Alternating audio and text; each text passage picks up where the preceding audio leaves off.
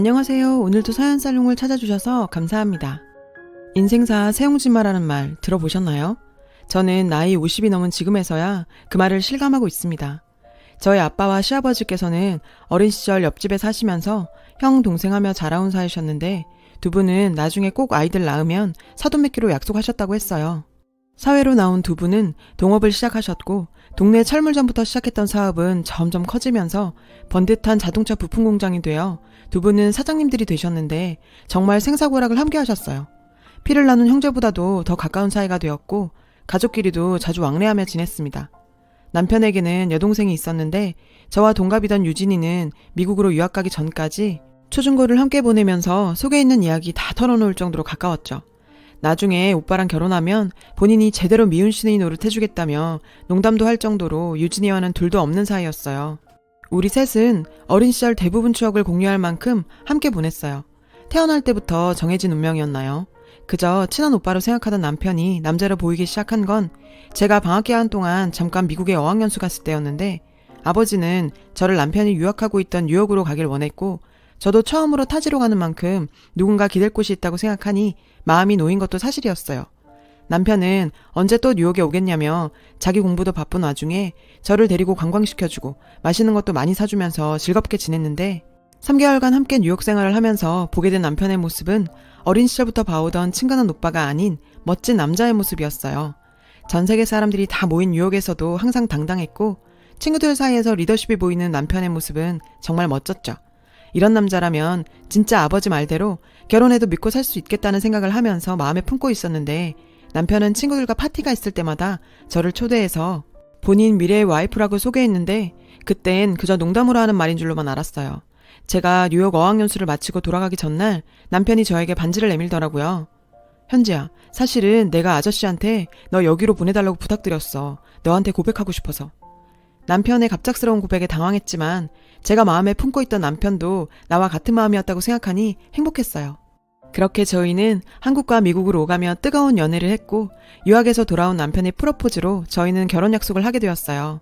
아버지들은 두 분의 소원이 이루어졌다며 저희의 결혼을 진심으로 반겨주셨죠.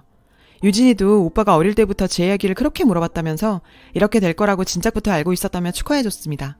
결혼 후 경영학을 전공한 남편은 두 분 밑에서 일을 배우며 차근차근 후계자 수업을 시작했고 유진이도 미국에서 돌아오자마자 회사 회계팀에서 일을 하게 되었어요.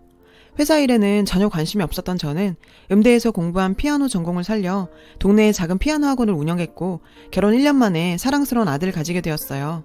아이가 자라는 모습을 보는 것만으로 행복했던 나날들이 흘렀는데 아들이 12살이 되던 해에 제 인생을 송두리째 바꿔놓은 사건이 생겼습니다.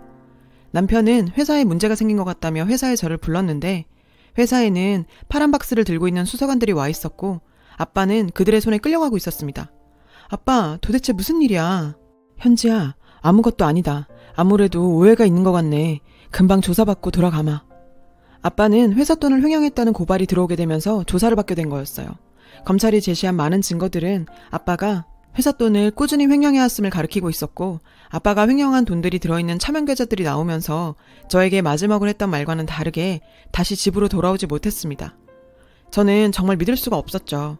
아빠는 저와 남편이 결혼할 때 가족끼리 경영권 다툼이 있어서는 안 된다시며 일선에서 물러날 준비까지 하고 계셨거든요. 최종 판결날 법원에서 아버지는 판사님과 시아버지께 호소하셨어요. 형님, 저 아닙니다. 저 차명 계좌 같은 거 당치도 않아요. 저를 잘 아시지 않습니까? 분명히 무슨 오해가 있을 겁니다. 형님, 저 믿으시죠? 형님! 상철아, 네가 나한테 이럴 줄 몰랐다. 내가 너를 얼마나 믿었는데 이렇게 오랫동안 우리를 배신할 줄이야. 너를 위해 어떤 것도 하고 싶지가 않다. 시아버지께서는 아버지에게 심한 배신감을 느끼신다며 어떠한 도움도 주지 않겠다 하셨어요. 그렇게 냉정하게 행동하셨는데 어찌 보면 평생의 중마고에게 실망하신 시아버지의 행동은 당연했죠. 모든 증거가 아버지를 향하는 상황에서 심지어 엄마나 저조차 아빠를 완전히 믿어줄 수는 없는 노릇이었고 징역 5년에 추징금까지 받게 되면서 아버지는 교도소로 들어가게 되었습니다. 그리고 회사의 경영권 모두는 시아버지께로 넘어갔고요. 일주일 정도 지났을까요? 시어머니께서 집으로 저를 부르셨어요. 그곳에는 시부모님과 남편, 유진이까지 모두가 모여 있었고 시어머니께서는 저에게 서류 한 장을 내미셨습니다. 너도 잘 알겠지. 너의 아버지 때문에 지금 회사가 어떻게 됐는지. 우리가 더 이상 배신자의 가족하고 어떻게 가족일 수가 있겠니. 당장 여기 도장 찍고 내 아들하고 이혼해라. 시어머니는 배신자 가족과는 살 수 없다며 남편과의 이혼 서류를 내밀었고 옆에 가만히 서 있는 남편은 이미 얘기를 끝낸 모양이었습니다. 현지야, 너를 보면 자꾸 배신한 아저씨가 생각이 나서 나도 더 이상 같이 못 살 것 같다. 그냥 우리 여기서 헤어지자. 아니, 아직 아버지께서는 억울하다고 하시고 조금만 더 기다려보면. 옆에서 지켜보던 유진이는 저에게 쏘아붙이며 말했는데요. 야, 이현지, 넌 양심도 없니? 너희 아빠가 한 짓을 보고도 억울하다는 말이 나오냐? 야, 아저씨가 회사 돈 뒤로 빼돌려서 니네 가족 배불리려고 한 거 아니야. 정말 기가 막혀서. 믿었던 남편과 저희 단짝 친구라고 생각했던 유진이까지 더 이상 저를 보기 힘들다는 모습에 이혼 서류에 도장을 찍을 수밖에 없었고 아들의 양육권까지 뺏기고 마치 죄인처럼 그 집에서 쫓겨났어요. 이혼 후 아들 얼굴 한 번만 보게 해달라면 사정했습니다. 시어머니는 더 이상 이 집안일에 관여하지 말고 죄인답게 쥐죽은 듯이 살라는 말뿐이었어요. 절대 저와 아이를 못 만나게 하셨죠. 다른 건 다 괜찮았지만 내 배 아파 낳은 아이의 얼굴도 볼 수 없다는 사실에 저는 절망했고 제 인생이 나락으로 떨어질수록 상황을 이렇게 만든 아버지에 대한 원망이 커져만 갔어요. 아빠의 외로운 싸움은 계속되었습니다. 엄마도 변호사를 구해 이리저리 뛰었지만 수차례의 항소에도 아빠의 목소리는 어느 누구도 들어주지 않았죠. 너무나도 억울했던 아빠는 스스로 죽음을 택하면서 마지막 호소를 하셨습니다. 갑작스러운 비보에 이 사건 때문에 몸이 좋지 않으셨던 엄마는 감당할 수 없는 충격을 버티지 못하시고 쓰러지셨습니다. 저 홀로 아빠의 장례식을 치르는 동안 시댁 식구 어느 한 명도 모습을 보이지 않더라고요. 아무리 미워도 평생을 중마고우로 지내온 친구 가는 길조차 바라봐주지 않는 시댁 식구들이 이해가 되질 않았고 그냥 야속하기만 했습니다. 아빠의 유류품에는 눈물로 꾹꾹 눌러 쓴 작은 쪽지가 하나 있었는데 현지 엄마, 현지야, 나는 억울하다. 나는 절대 그러지 않았다. 아빠의 쪽지에는 죽음으로까지 억울함을 말하고 싶었던 심정이 드러난 짤막한 호소가 있었어요. 그걸 보니 아빠를 끝까지 믿어주지 못하고 원망까지 한 제 자신이 한심스럽더군요. 세상 천지에 별거 없이 벌어진 저로서는 아버지의 억울함을 풀어낼 만한 힘은 없었어요. 더는 서울에 남아있을 수가 없었던 전 아픈 어머니를 모시고 지방 조그마한 시골 도시로 내려가서 새로운 삶을 시작하게 됐습니다. 주변을 통해서 아들의 소식은 들을 수 있었지만 강경한 시어머니 때문에 제 아들 얼굴조차 볼 수가 없었죠. 매년 아들 생일날 남편을 통해 생일 선물과 편지를 전달하는 것 정도가 제 아들에게 해줄 수 있는 전부였어요. 남편은 가끔 저를 보면 많이 안타까워하는 눈치였지만 딱 그 정도라고 생각했어요. 그렇게 세월이 흘러가고 시아버지가 돌아가신 후 남편은 회사의 대표이사가 되었습니다. 회사를 키워가며 승승장구하고 있다고요. 그러던 어느 날 남편이 갑작스러운 사고로 사망했다는 소식을 듣게 되었어요. 이게 무슨 일입니까? 아무리 시간이 흘렀지만 내 아이의 아빠고 한때 사랑했던 사람이 죽었다는 소식에 마음 한켠이 무거웠습니다. 장례식에 가보려 했지만 어머님과 유진이는 지난 세월 무색하게 반대하더라고요. 남의 아들 장례식장에서 깽판 놓을 생각도 없었고 그렇게 저는 참석하지 못했습니다. 시골 마을에서 작은 피아노 학원을 운영하던 저는 여느 날처럼 학원에서 아이들 가르치고 있었는데 뒤에서 누군가가 들어왔어요. 엄마! 뒤를 돌아본 순간 정말 상상만 하고 꿈에서만 그리던 아들이 눈물을 흘리며 서 있었고 20년이 지난 세월이었지만 내 아들이라는 걸 한눈에 알아볼 수 있었죠. 지호야, 어떻게 네가? 저에게 아기처럼만 보이던 12살짜리 아들이 30이 넘은 건실한 청년이 된 모습에 저는 흐르는 눈물을 주체할 수가 없었습니다. 20년간 그리워만 하다 먼발치에서 소식만 전해 듣던 아들이 내 앞에 서 있다니 정말 믿을 수가 없는 상황이었어요. 아들은 지금까지 제가 본인을 보는 것을 극도로 원치 않는다는 시어머니 말에 저를 원망도 많이 했다고 하네요. 엄마가 그렇게 보기 싫어하는데 자기가 찾아간들 뭐하나 싶었대요. 얼마 전에야 제가 생일 때마다 편지와 선물을 보냈다는 사실을 알게 되었답니다. 할머니가 자신에게 말한 것이 모두 거짓이었다는 것도 알았다더군요. 더 일찍 찾아오지 못해 미안하다며 눈물을 흘렸는데 능력 없는 엄마가 더 미안했죠. 이렇게 아들 얼굴을 가까이서 볼 수 있다는 사실만으로도 너무 감사한 일이었고 아들과 20년간 못다한 이야기를 나눴습니다. 너무나 성실하고 바른 지식인으로 자랐더라고요. 내가 낳은 아이가 맞나 싶을 정도였습니다. 아들은 아버지가 자신에게 남긴 유언이 장 변호사를 찾아가라고 했답니다. 그리고 자신에게 엄마가 늘 생각을 하고 있다는 소리를 전해 들었다고요. 엄마, 아버지가 돌아가시기 전에 엄마한테 전해달라고 한 편지 한 통을 장 변호사에게 남겼는데 이거 엄마가 봐야 할 것 같아서. 장 변호사님은 아들에게 남편이 남겼다는 편지를 전해줬는데요. 남편이 남긴 편지에는 충격적인 사실이 들어있었습니다. 현지에게, 현지야, 오빠야. 이제까지 너 하나 지키지 못해서 미안하다. 이 편지를 언제 전할 수 있을런지 모르겠지만 죄책감이 깊어져만 가는 오늘 글로라도 남긴다. 꽃 같은 나이에 시집와서 너를 행복하게 해주고 싶었는데 이제 와서 정말 면목 없다. 몇 년 전 너무 충격적인 사실을 알게 됐어. 그게 너무 충격적인 내용이라 지금도 선뜻 이 모든 걸 바꿀 용기가 나지 않아. 회사 공금 횡령으로 구속된 너희 아버지는 사실은 누명을 쓴 거였어. 실제로 공금 횡령을 하다 걸린 건 바로 내 동생인 유진이다. 그리고 우리 아버지의 회사에 대한 욕심이 더해져 실로 우리 집안은 괴물이 됐어. 처음엔 우리 아버지의 어머니가 딸의 잘못을 덮으려 서류를 꾸민 거였지만 너희 아버지만 없으면 그 회사는 우리 집안 것이 되니 너희 아버지에게 모든 것을 그렇게까지 뒤집어 씌운 거였어. 아예 관계도 끊어버리고 말이야. 나는 그 일이 일어난 지 10여 년이 흘러서야 그 사실을 알게 됐고 알고 있는데도 이를 바로잡지 못하고 있어. 난 이걸 나중에 후회할 거야. 그것도 알아. 나를 절대 용서하지 마. 지우 보고 싶어하고 지우 생일마다 선물이며 편지며 챙기는 널 보면서 정말 안타깝고 미안했어. 어머니는 알고 계셨고 지우에게 혼란이 생긴다며 그걸 전하지 못하게 하시는데 어찌할 수 없는 내 자신에게 실망만 하는 세월이었지. 너에게 다 용서받지 못하겠지만 그 일을 알게 된 시점부터 보관한 모든 증거와 자료를 너에게 줄 거야.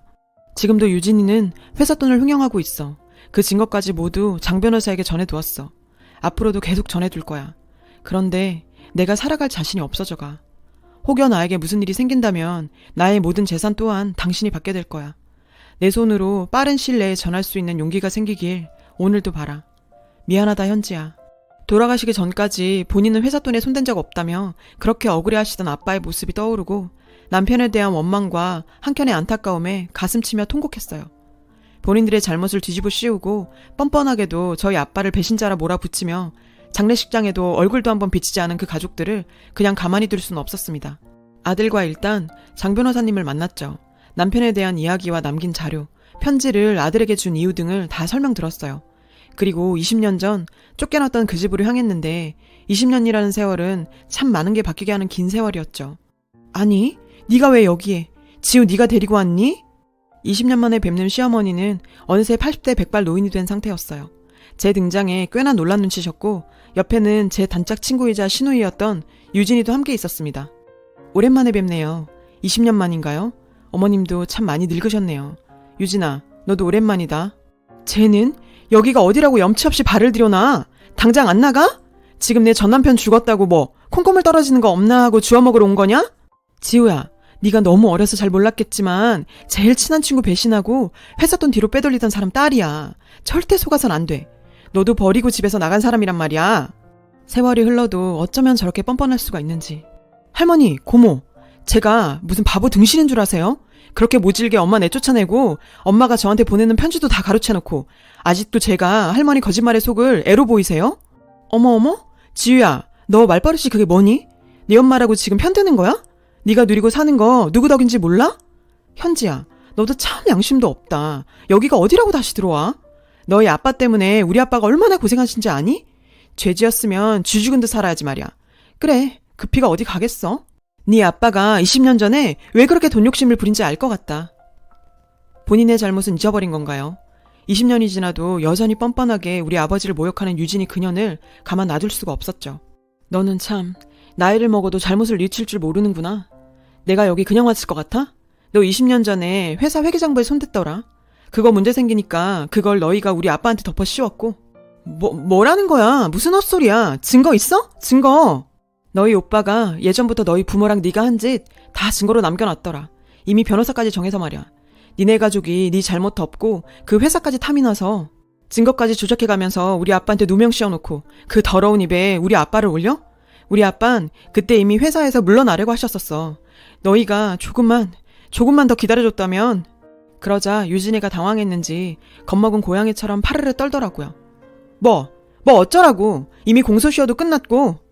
뭐 어떡할 거야. 너희 아빠는 이미 죽었고. 가만히 듣고 있던 아들은 유진이에게 버럭 소리 질렀죠. 고모, 좀 정신 차려 진짜. 증거? 있지. 20년이 지났는데 그 증거가 무슨 소용이 있겠어. 안 그래요? 근데 당신 아직도 회사 돈 손대고 있던데? 참 여기저기 안 해먹은 곳이 없더라. 이미 회사에서 조사 들어갔고 이사님들하고도 이야기 끝냈어. 당신 앞으로 회사 나올 필요 없어. 해고야. 그리고 당신들 당장 이 집에서 나가야 할 거야. 이 집 엄마 명의로 이전 끝냈거든. 그리고 아버지가 모든 재산 엄마한테 위임했으니 당신들한테 떨어지는 건 한 푼도 없어. 꿀먹은 벙어리가 된 시어머니와 유진이는 그때서야 상황 파악이 되는 듯 했어요.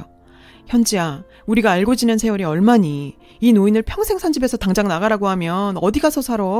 이렇게 감정적으로 하지 말고 한때 시어머니였던 그간의 정을 봐서라도. 어머님, 저 내쫓으실 때는 그런 정이 없으셨나 보네요. 억울한 우리 아버지 희생양 삼은 사람이 할 말은 안 것 같네요.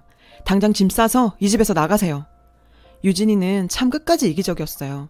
지 엄마가 집에서 쫓겨난다고 해도 지 감옥 가는 게 더 무서웠나 봐요. 현지야, 설마 진짜 검찰에 고발한 건 아니지? 우리 친구잖아. 친구끼리 이러면 안 되지. 응? 20년 전에는 엄마가 시켜서 한 거라고. 난 엄마 아빠가 이렇게 하면 아무 일도 아니라고, 그렇게 해도 된다고 해서 한 것뿐이라고. 제발 살려줘. 제 엄마까지 팔아가면 살려달라면 싹싹 비는 유진이 년을 한 대 때리고 싶었지만 굳이 제 손 더러워질 것 같아서 꼭 참았네요. 넌 이미 늦었어. 내가 꼭 너 감방에서 절대 못 나게 할 거니까 각오해. 집에서 당장 나가라고 했음에도 뻔뻔한 인간들답게 눌러앉아 버티고 있더라고요. 제가 그 집에 같이 살 것도 아닌데 말이죠. 당장 부동산에 집 금매로 내놔 팔아버렸습니다. 그것도 모르고 집에서 버티고 있다가 새 주인이 오자 영문도 모르고 쫓겨났겠죠. 아들이 직접 회사에서 조사를 진행했고 검찰에 고발하면서 유진이는 구속되었어요. 회사에 있는 내내 여러 분야에서 회사 돈에 손댔더라고요. 심지어 유진이 남편은 회사 돈으로 도박하다가 날려먹은 빚까지 있었고요. 유진이는 개벌은 남 못 준다고 결국 제 버릇 때문에 징역 6년에 추징금 10억을 판결받게 되었고 끝에 남아있던 돈까지 잃게 되었어요. 지금도 시어머니는 이 모든 걸 자기 잘못으로 탓하며 50 넘은 딸 감옥 뒷바라지하면서 교도소 드나든다고 하네요. 모정이 삐뚤어지면 이렇게 사람 열어 죽일 정도로 무서운 거죠. 20년 만에 밝혀진 진실로 제 자리를 찾게 되었지만 아빠를 끝까지 믿어주지 못한 게 마음 한편에 항상 남아있었습니다. 그런 제 마음을 알아서인지 아들은 시간 날 때마다 외할머니와 함께 외할아버지 납골당을 찾아 인사드리고 회사 얘기를 들려드리곤 하네요. 그리고 지금 용서할 수는 없지만 마지막이라도 진실을 알려준 남편에게는 덕분에 아버지의 억울함을 늦게나마 풀 수 있었던 것 같아 조금은 고맙다는 생각도 들었어요. 그만큼 그 사람도 힘들었을 거고요. 시간이 해결하겠죠. 아들에게 회사 정권이 위임되었어요. 하늘에 계신 아버지도 본인이 읽어놓은 회사 하나뿐인 손주가 대표가 되었다는 사실을 아시면 정말 뿌듯해하실 텐데. 오늘따라 아버지의 그 모습이 그립네요. 제 긴 사연을 들어주셔서 고맙습니다. 여러분, 사연 댓글에 응원과 현명한 조언 부탁드려요. 좋아요와 구독은 저에게 큰 힘이 됩니다. 오늘도 좋은 일 가득하세요.